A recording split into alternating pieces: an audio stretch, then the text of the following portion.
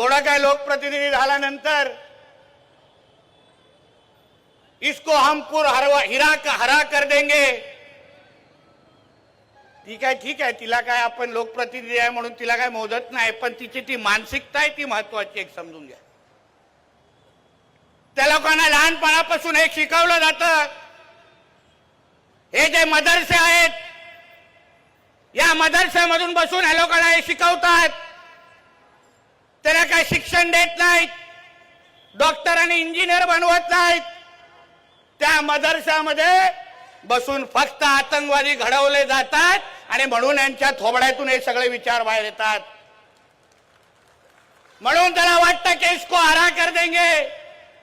म्हणून तर मी त्या दिवशी बोललो ना, सर्वात पहिलं काम करायला पाहिजे ते सगळे मदरसे बंद करून टाका आणि हे सगळे आतंकवाद्यांना बाहेर काढा पहिले।